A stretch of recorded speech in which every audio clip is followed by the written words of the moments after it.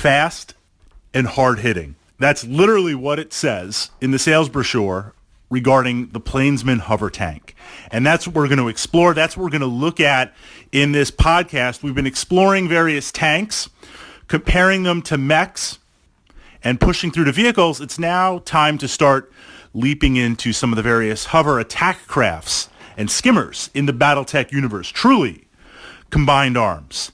Now, on the one hand, hover vehicles are a specialization of tanks. Essentially, you have options of going wheeled, tracked, or hover. Yet at the same time, there are a couple of benefits that we want to build, and we want to bring these units into our stable. We want to bring these units into our collection regardless of play style. And for me, the Plainsman is this triple threat. It brings the best tactics, or the most favorable tactics, regarding hover vehicles, and it mounts the appropriate weapons on that for a very affordable, for a very low battle value buy-in. So you get the punch, you get the opportunity that frees up more battle value resources to spend on other toys and other tech in your list. Generally speaking, hover vehicles have less armor on there. Now, yes, as with anything in Battletech, we can give examples of very heavily armored hover vehicles, but you're paying in tonnage, you're paying in battle value, and you're sacrificing in speed. On average, much like light mechs, there's a couple of parallels there.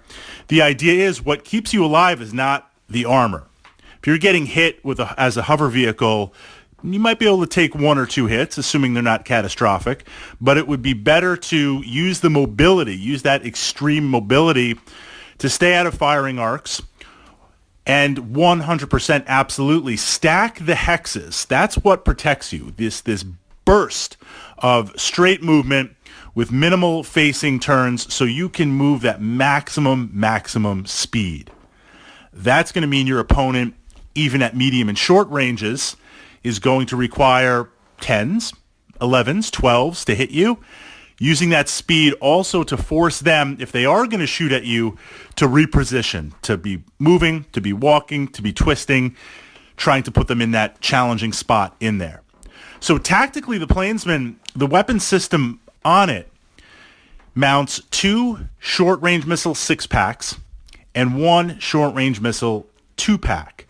So right away, what we begin to see at first glance with the various hover vehicles is this idea of using the speed to stay as far away as possible and plink away, almost like a sniper type perspective.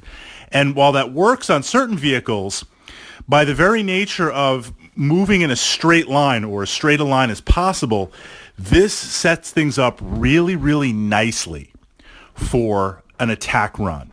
And on a standard hex map, or if you're playing on 2 hex maps put together, pretty much in 1 turn, 2 turns, you can be anywhere that you need to be, as long as there's not blocking terrain. We're going to talk about terrain a little bit in a moment and the various effects on a wheeled vehicle, a tracked vehicle, and a hover vehicle.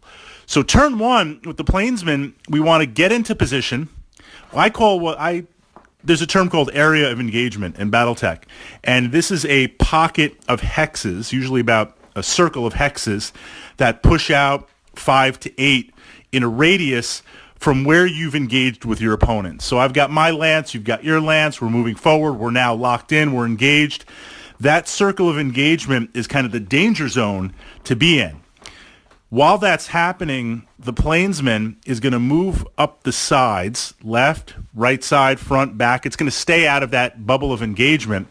And then it's going to position itself to be in a straight line, to run straight towards an opposing mech and pass that mech with shots to the back on there.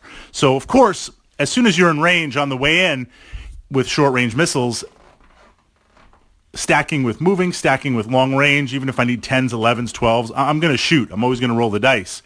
But by moving, getting behind a mech, getting to literally 1 hex, point blank, rear armor, 2 SRM 6-packs, and the 2-pack, that's a pretty withering barrage on there. It's almost like a more direct hunter-killer type SRM mounted vehicle on there. And the speed is just absolutely incredible with that.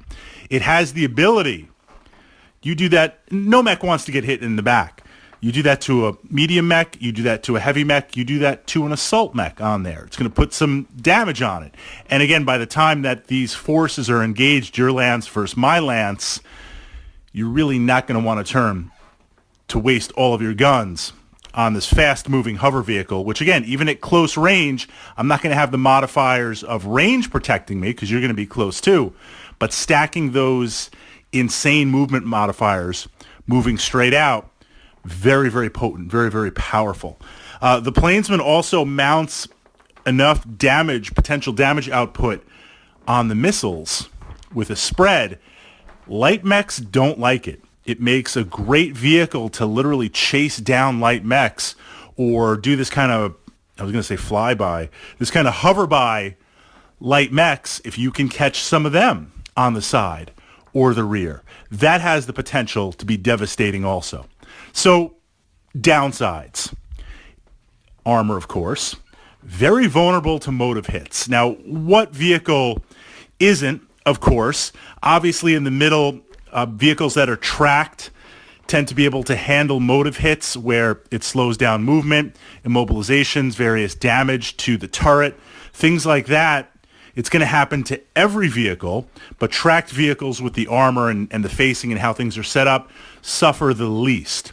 Wheeled vehicles are kind of that second tier. You're going to get those wheels chewed up, but hover vehicles are the most vulnerable.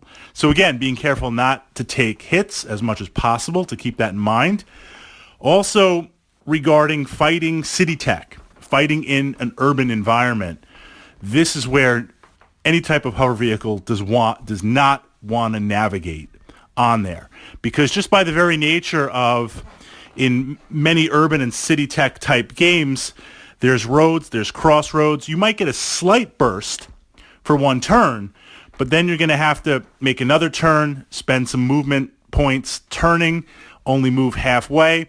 You also open yourself up to just infantry swarms, tanks, and other mechs in hiding to kind of push through and ambush you on there.